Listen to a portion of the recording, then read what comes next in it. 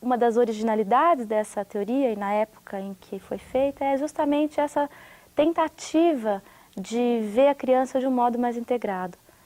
E de fato, me parece que hoje em dia, né, a complexidade dos processos educativos e tal, e mesmo os vários estudos da criança, muitos apontam para a necessidade de não dissociar campos que são indissociáveis, né? Por exemplo, como afetividade e inteligência.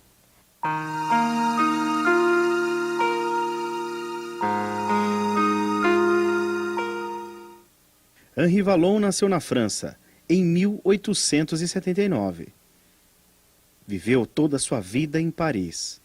Antes de chegar à psicologia e à educação, passou pela filosofia e pela medicina.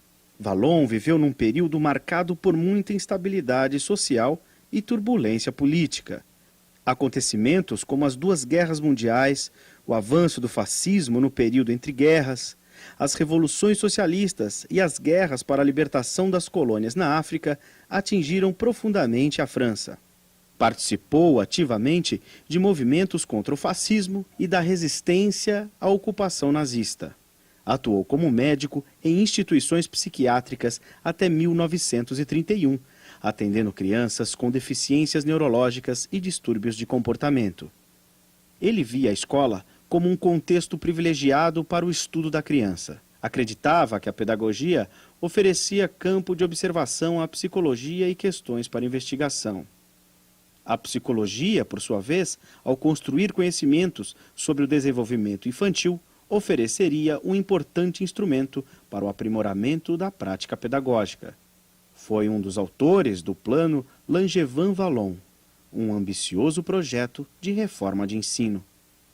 Faleceu em 1962.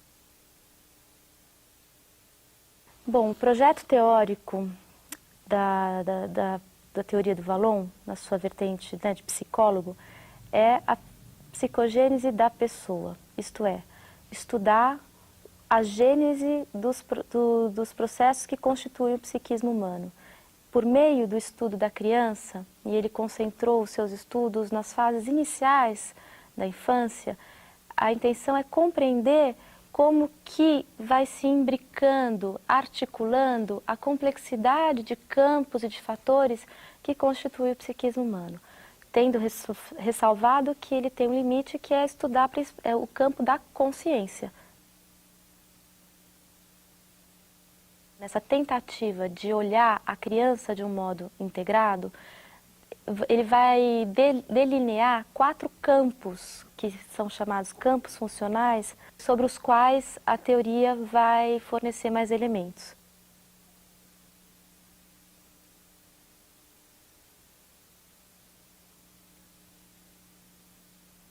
Movimento que é o primeiro sinal de vida psíquica que dá a criança ao nascer e que é uma dimensão que vai permear todas as idades e todos os campos. E é interessante destacar que no estudo do movimento, o Vallon discrimina 2 dimensões do movimento. Uma é a dimensão mais expressiva, isto é, que é um movimento que não significa deslocamento necessariamente, mas que é a expressão que está na base das emoções. E a outra dimensão do movimento que ele vai estudar é sim a dimensão instrumental, isto é o movimento mais comumente estudado, né, que é de ação direta sobre o meio físico, o meio concreto.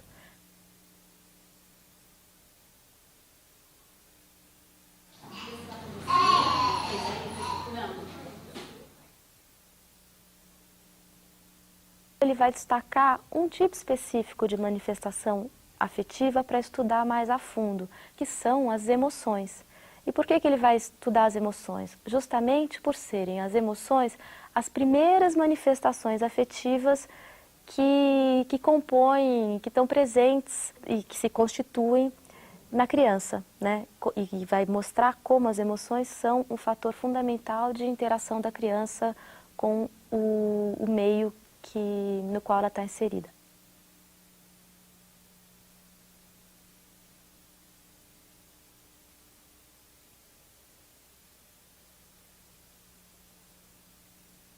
Então, a teoria do Vallon vai nos fornecer elementos interessantes também para compreender o desenvolvimento da inteligência, e da inteligência, que também é um campo abrangente, ele vai destacar aquilo que ele chama inteligência discursiva, isto é, a inteligência que se expressa e que se constitui por meio da linguagem, por meio da fala, inclusive.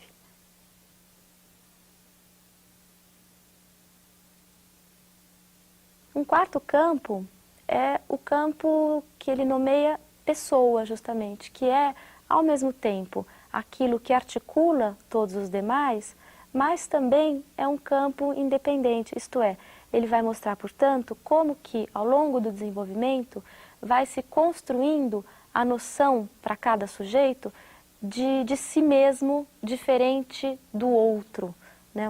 A noção de eu, ou consciência de si, tal como ele fala. A relação entre esses quatro campos funcionais, portanto, movimento, emoção, inteligência e pessoa, nem sempre são de harmonia. Isto é uma relação também que está muito marcada pelo conflito, pelos antagonismos, embora cada um desses campos sejam inseparáveis uns dos outros. Além de tentar ver a criança de forma integrada, esse olhar teórico vai buscar enfocá-la de modo contextualizado, isto é, a pessoa inserida nos seus meios, nos seus contextos de atuação. Portanto, a atitude teórica de Vallon vai ser sempre procurar compreender o sentido de uma conduta em função dos contextos nos quais essa conduta está inserida. A perspectiva do Vallon vai olhar a infância ao mesmo tempo como um estado provisório, isto é, como uma fase de preparação para a vida adulta, e como uma fase que tem um sentido em si própria. É difícil, na verdade, articular essas dimensões. O mais comum é ou a gente olhar a criança somente como um vir a ser, portanto, a infância só como uma fase de preparação que não tem um valor em si. Quando olha assim a infância, tem muita dificuldade de compreender as capacidades da criança, etc., porque a gente vai ver a criança sempre como um ser inacabado.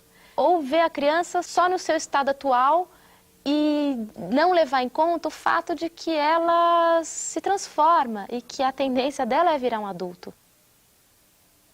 A gente vai perceber que só justificar as práticas e conteúdos, etc., pelo futuro, não se sustenta, porque a gente tem que olhar a criança também no que ela é hoje, nas suas demandas atuais, e articular, em termos das oportunidades, etc., essa dupla dimensão.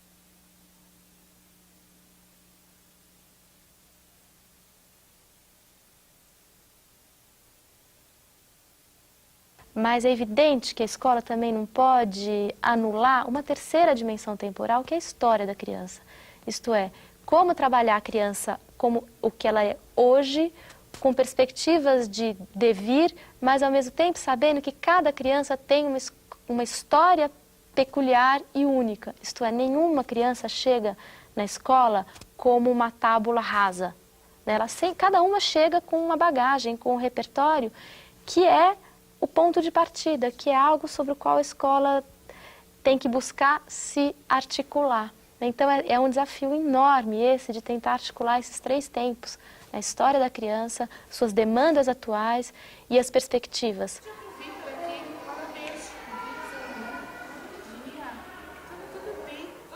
Quando ele fala e estuda as emoções, está se referindo a um tipo específico de manifestação afetiva. Portanto, as emoções se inserem no campo maior que é a afetividade. São várias as peculiaridades das emoções, dentre elas serem manifestações afetivas que se expressam, isto é, que são visíveis para o outro e que são mais claramente identificáveis pelo próprio sujeito e que têm uma variabilidade intensa e que com frequência vêm acompanhadas de modificações no próprio funcionamento orgânico do corpo. Para compreender o sentido das emoções no desenvolvimento humano, é necessário olhar os primórdios da vida humana, portanto, as primeiras situações, reações do recém-nascido. Ele é desprovido de capacidades que lhe possibilitem agir diretamente sobre o meio físico. Ele está num estado de imperícia, porque ele não consegue pegar a mamadeira sozinho, etc. Ao mesmo tempo que ele tem essa imperícia do ponto de vista das condutas que possibilitariam a ele agir diretamente sobre o meio físico, ele é dotado de uma enorme expressividade, isto é, toda uma gestualidade que no começo é disparatada, desintegrada, desarticulada, que parece sem sentido, o próprio choro como uma manifestação emocional de uma força intensa, tem uma expressividade muito grande. Nesse sentido, a gente vê como que o bebê pequeno é eficaz, porque ele é capaz de mobilizar toda uma família, né, com seu choro, por exemplo. E essa mobilização dos outros que decorre disso se explica, segundo Vallon, pela natureza contagiosa, né, com a possibilidade de contágio inerente às manifestações emocionais.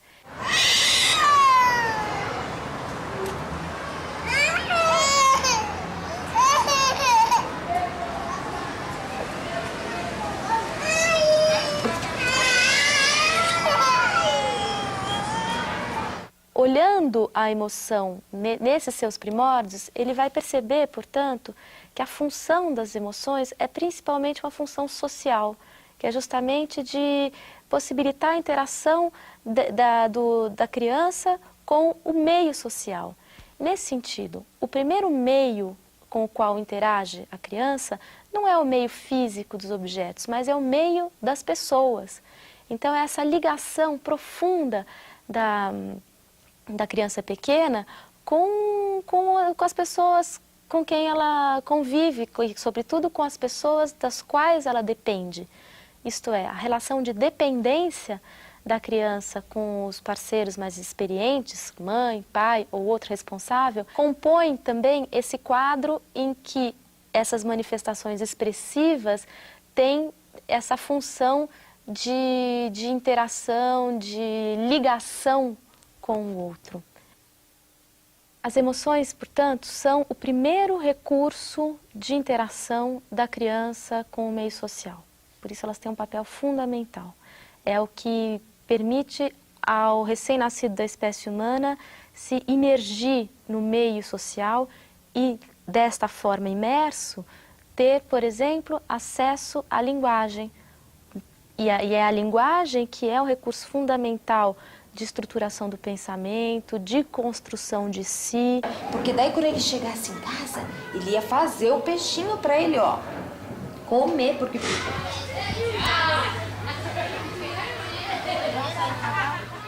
Mesmo quando a linguagem se consolida como um recurso de interação social, as emoções continuam como um tipo de manifestação muito presente e ainda muito fundamental nas interações sociais. Porque, como eu disse no início, as emoções têm por uma característica importante a sua extrema contagiosidade entre os indivíduos. E esse traço é um traço que fica muito claro nessas situações de dinâmica de grupo, por exemplo. Quantas situações em sala de aula não podem ser melhor compreendidas se a gente vê esse fator? Vou dar dois exemplos. Um exemplo que são situações de turbulência, né, que situações de alvoroço e etc., que muitas vezes têm motivos muito concretos para ocorrerem. Motivos concretos e que estão na base das práticas educativas que têm que ser ajustadas. Mas outras vezes, essas situações de turbulência e alvoroço parecem não ter motivo concreto, mais ligado à organização da atividade. E aí a gente pode entendê-las melhor recorrendo a essa ideia das emoções. Isto é, então muitas vezes é a excitação de uma criança ou do próprio professor que contagia as crianças, que contagia o professor e acaba criando algumas situações, às vezes, de muito descontrole.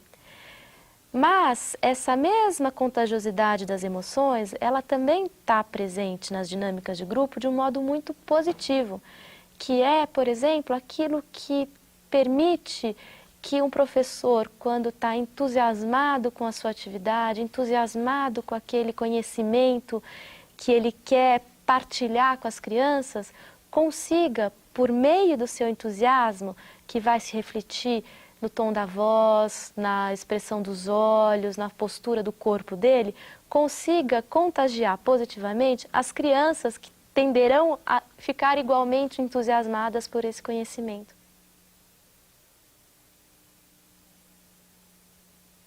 Na dimensão expressiva do movimento, a gente encontra elementos interessantes no sentido de poder se atentar mais como educador para a concretude da criança, isto é, também as suas posturas corporais, os seus gestos, sinalizam para a gente questões importantes e fazem parte da criança como um todo. Muitas vezes a gente considera o movimento como sempre algo que atrapalha, quer dizer, é comum na gente em sala de aula achar que para a criança aprender ela tem que estar imóvel, ela tem que estar paradinha, sentada e etc. E se a gente for integrar essas questões mais teóricas acerca do movimento, e mesmo se a gente começar a afinar o nosso olhar sobre o movimento, a gente vai ver que, ao contrário, muitas vezes é graças a essa dimensão mais expressiva do movimento, pequenos gestos ou interações com os colegas, etc., que a criança consegue aprender. Nesse sentido, muitas vezes, impedir a criança de se movimentar, ao invés de favorecer que ela aprenda, pode impedir que ela aprenda. Porque o pensamento da criança, no primeiro momento, ele é muito sustentado no movimento. Então, ela precisa de se mexer de vários modos para construir um fluxo de pensamento. O Vallon vai destrinchar o complexo processo pelo qual vai se construindo na criança a capacidade de controlar o seu próprio movimento. Vai mostrar como isso é difícil, como isso é custoso, como isso é gradual. Alguns aspectos têm que ficar bem claros. O primeiro aspecto é essa dimensão mais expressiva do movimento como algo a ser olhado pelo educador.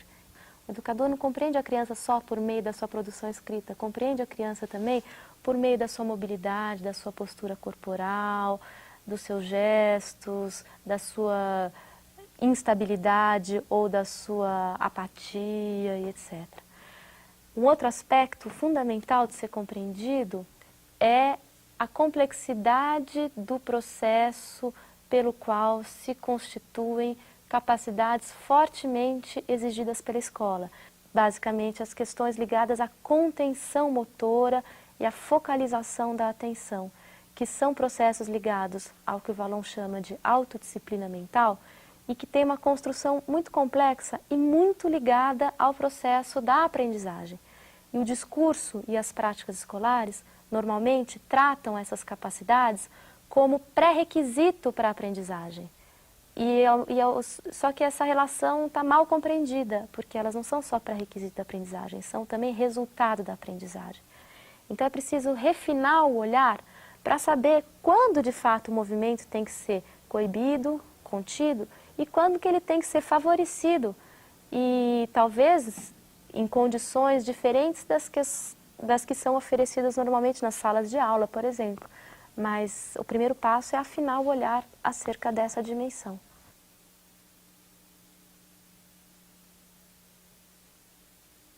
O estudo da inteligência, na perspectiva do Vallon, tem também vários aspectos interessantes.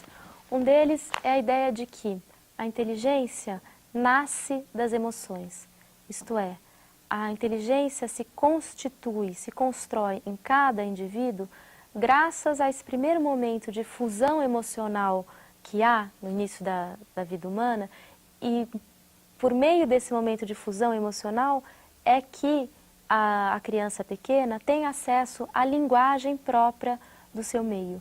E é esse acesso à linguagem, de um primeiro momento, um acesso basicamente emocional, porque o que está em jogo é muito mais a tonalidade afetiva da linguagem do que o seu conteúdo semântico, do que o seu significado, é por meio desse acesso afetivo com a linguagem que a criança vai se apropriando da linguagem e é por meio dessa apropriação da linguagem que vai se construindo a inteligência baseada na linguagem, quer dizer, a inteligência que o Vallon vai destacar como a inteligência discursiva, que organiza a ação de um outro modo, que está baseada na ideia de representação, isto é, da criança poder representar a realidade independente de estar em contato direto com aquela realidade. Logo, essa ideia de que a inteligência nasce da emoção mostra para a gente o quanto a afetividade e a inteligência estão intimamente ligados. Uma vez que a inteligência vai se constituindo como um campo importante do funcionamento psíquico, a tendência é que vá se instalar também uma relação de antagonismo entre a inteligência e a emoção. Isto é, são dois campos que são completamente ligados uns aos outros, mas entre esses dois campos vai haver constantemente uma relação de conflito e antagonismo. A inteligência também, ela se apoia fortemente no ato motor. Por exemplo, para ilustrar isso, é a gente lembrar dos primeiros faz de conta da criança, onde ela faz um gesto que representa um objeto. Então, esse gesto que representa uma ideia ilustra para a gente o quanto a representação mental está fortemente ligada ao movimento no início. E a tendência é que, gradualmente, a inteligência, o funcionamento mental, vá se descolando do movimento. Mas esse é um processo gradual e é um processo que nunca se completa totalmente. Basta cada um de nós pensarmos o quanto a gente move as mãos para falar ou o quanto a gente pensa melhor ou pior numa dada posição, num determinado movimento.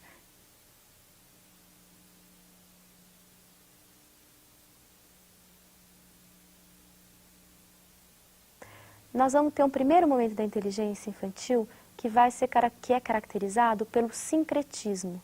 Isto é, a inteligência ela tem uma característica que o Vallon vai definir como central, como principal, que é esta de misturar muitas coisas.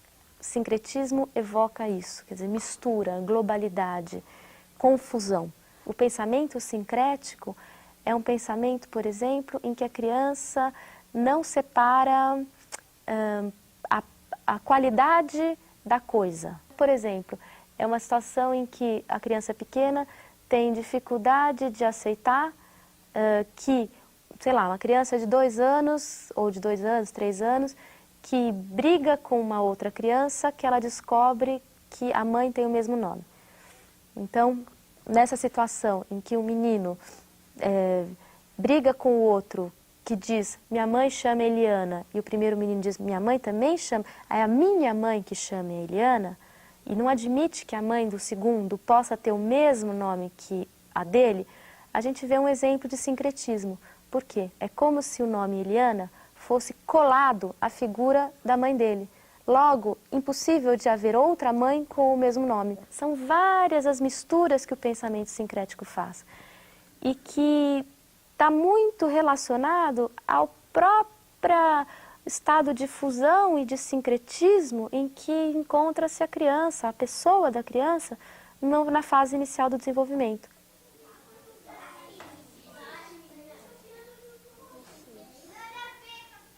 Então, a direção do desenvolvimento da inteligência é de um estado de total indiferenciação para estados progressivos de diferenciação. Esse estado que caracteriza a infância é chamado, então, de sincretismo, né?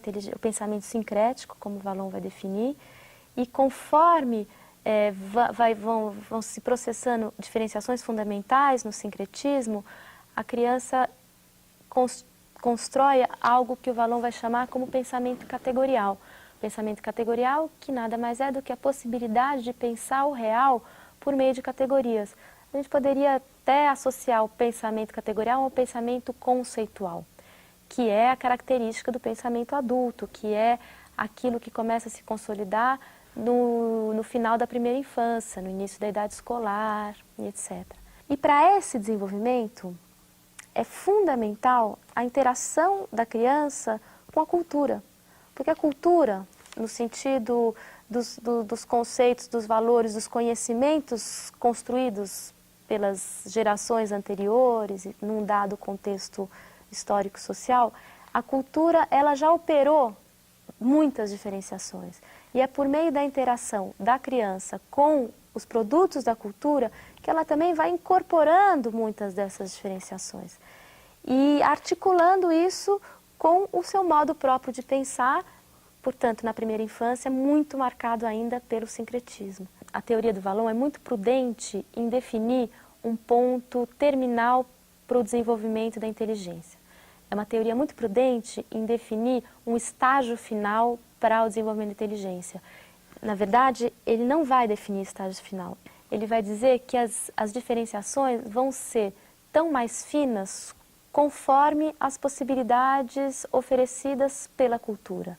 Logo, não há um tipo de pensamento próprio ao adulto. É o pensamento categorial, mas que permite variedades muito grandes entre adultos de culturas diversas. Nesse sentido, né, fica mais claro para a gente entender isso se a gente pensa hoje em dia, por exemplo, o acesso precoce que as crianças têm a um tipo de linguagem que no século passado ainda não existia, quando Vallon fez a teoria não existia, que é a informática, computador, linguagem binária, simultaneidade, enfim. Todo o acesso da criança à linguagem da informática provavelmente deve ter algum impacto no modo como se desenvolve a inteligência infantil, no modo como se operam essas diferenciações do pensamento sincrético. Não conheço, acho que temos poucos estudos ainda, é precoce a gente saber qual é o efeito disso, mas é de supor que terá efeito. E assim como a nossa época tem este elemento, outras épocas terão outras linguagens que poderão ter um impacto. Então, nesse sentido, é uma teoria prudente em estar aberta às transformações da própria cultura.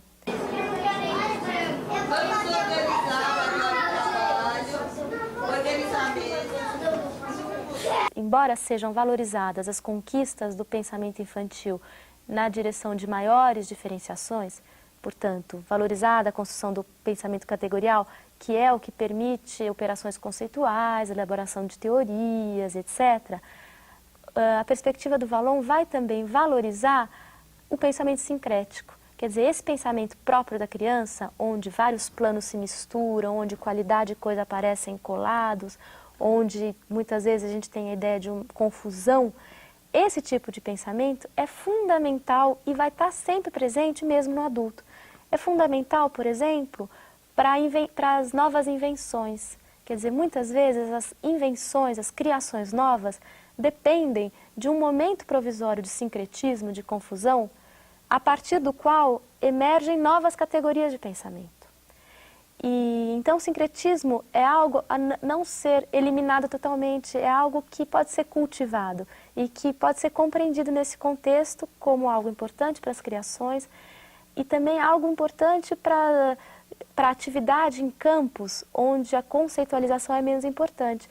Se a gente pensar no campo da arte, por exemplo, o sincretismo é algo que possibilita criações muito fundamentais. Então, desse ponto de vista, se a gente pensar o currículo escolar, à luz da teoria do Vallon no que diz respeito à inteligência, dá para a gente dizer que o currículo escolar ele deve valorizar a ciência, mas deve valorizar igualmente a arte.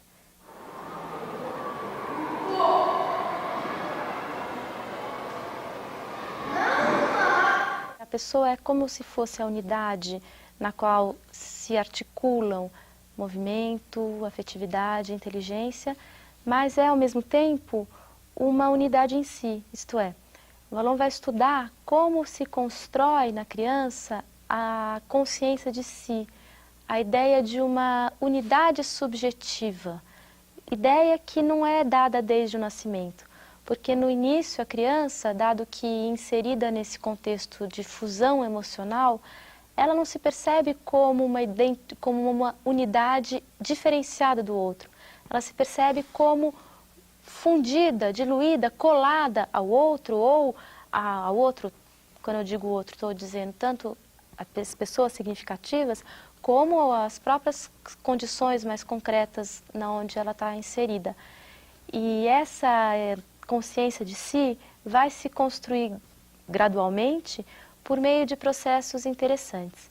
Então, a perspectiva do Vallon não vai dizer que a criança se socializa conforme se desenvolve. Vai dizer, ao contrário, que no início da vida, o estado de socialização é máximo. É tão grande que a criança é justamente confundida no outro. Portanto, o percurso do desenvolvimento é um percurso de progressiva individuação. É um percurso no qual a criança vai tendo que se diferenciar do outro para poder construir-se como uma unidade, como uma identidade diferenciada e com uma certa estabilidade. Dentro dessa ideia, então, desse estado máximo de socialização no início e de um percurso de individuação progressiva, a gente vai ter que, na construção da pessoa, a relação com o outro é um aspecto fundamental. E nessa relação com o outro, a gente pode identificar um duplo movimento. Um movimento que é, por um lado, de incorporação do outro para a constituição de si. Quando eu falo incorporação do outro, eu estou me referindo, por exemplo, às condutas de imitação. A conduta de imitação, que é algo muito presente na criança em várias fases da vida, e que a gente vê que a imitação dirigida a pessoas que lhe são significativas. E nessa imitação a gente vê o quê? A criança incorporar o outro como, e por meio dessa incorporação é como ela estivesse alargando as fronteiras do seu eu. Só que ao lado desse movimento de imitação, a gente vai encontrar um movimento com direção oposta, que é um movimento de expulsão do outro, que se concretiza nas condutas de oposição, que é quando a criança nega o outro, em suas propostas, em seus convites, em suas opiniões, em suas atitudes. E a oposição ao outro, uma conduta sempre recorrente no sentido de favorecer a diferenciação, mas uma conduta que vai aparecer em algumas fases do desenvolvimento psicossocial de modo concentrado. Então, duas fases em que a oposição ao outro aparece de modo concentrado são uma fase no início da infância, que Vallon vai situar por volta dos 3 anos e mediações, em que é a fase do personalismo. E a fase do personalismo é justamente onde a criança nega sistematicamente o outro, opõe-se sistematicamente ao outro, recusa a ajuda, briga pela posse de objetos e afirma muito fortemente a independência do seu eu. E uma outra fase, onde a oposição aparece de modo concentrado e com um papel fundamental na construção da pessoa, é a adolescência. Quer dizer, na adolescência também, a oposição sistemática do adolescente ao adulto, por exemplo, é algo que revela essa direção de se diferenciar do adulto, ao dizer não às opiniões, às posições do adulto, é o modo do adolescente estar dizendo sim às suas próprias posições, atitudes, convicções, e por esse movimento está se constituindo.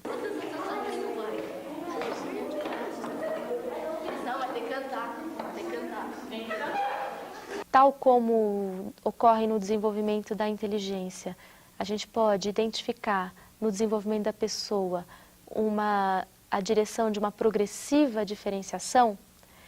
Essa diferenciação também nunca é total, isto é, o outro nunca é uma dimensão sempre presente para o eu, de modos diferentes, evidentemente, conforme a pessoa e conforme a situação.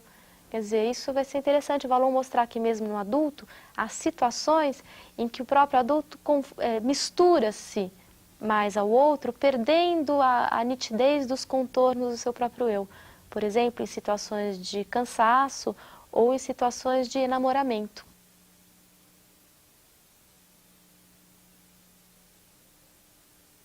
Muitas vezes o adulto, diante de oposições das crianças, eu estou pensando aí, o adulto educador, professor, diante das oposições de seus alunos, sente-se muito incomodado, muitas vezes desafiado, desrespeitado e etc. É claro que por trás das oposições das crianças, múltiplos são os significados possíveis e a gente tem que olhar caso por caso. Mas, como mais um recurso para compreender essas oposições, é interessante resgatar essa ideia da oposição ao outro como um elemento fundamental para a constituição de si mesmo.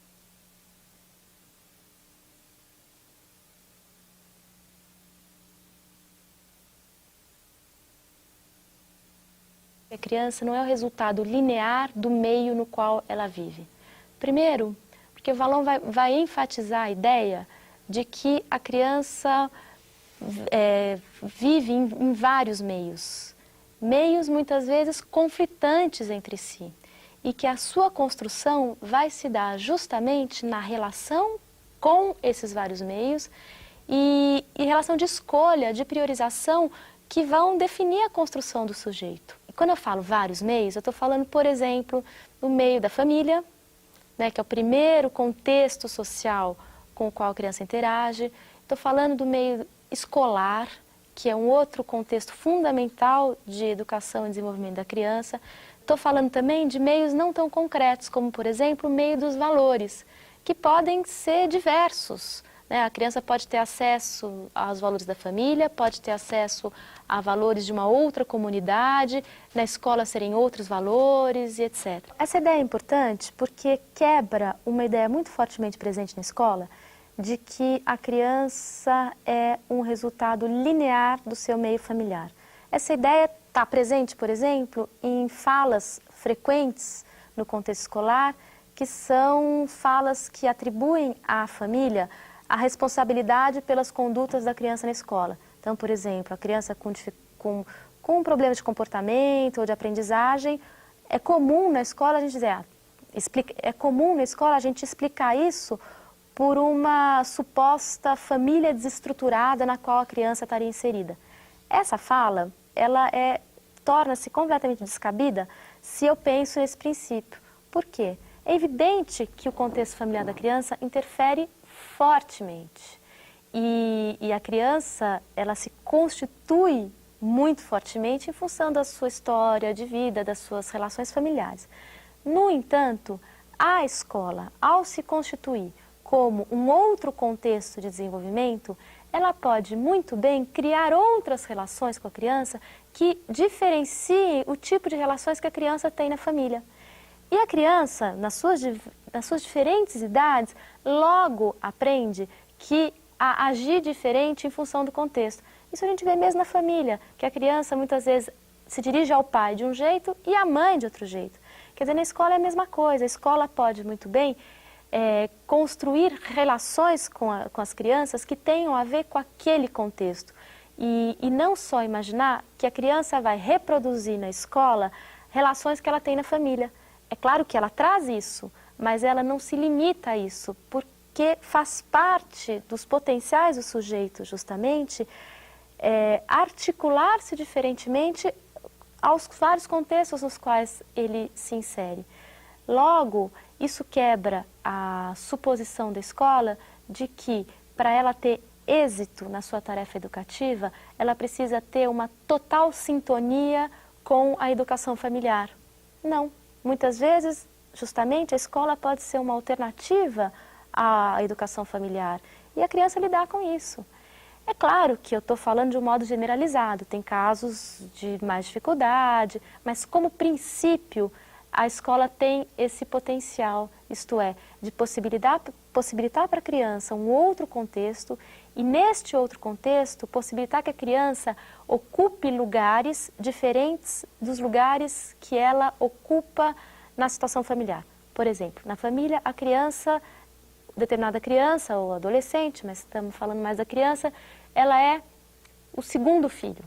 e segundo filho que tem um determinado tipo de relação com pai, com mãe, com irmãos. Na escola, essa mesma criança pode ser boa em matemática, pode ser ruim em português, pode gostar de ficar com determinados amigos numa situação X, estar com outros amigos numa situação Y. A escola potencialmente oferece lugares diferenciados para a criança ocupar. E este potencial da escola é algo muito rico. Mas a gente vê que a escola costuma desperdiçar isso e, ao contrário, também cristalizar muito os lugares que oferece para cada criança. Nesse sentido, é comum a escola também colocar a criança num lugar único e cristalizado e, portanto, desperdiçar essa possibilidade inerente ao seu contexto, que é uma diversificação maior de lugares, o que, evidentemente, possibilita um enriquecimento maior da criança.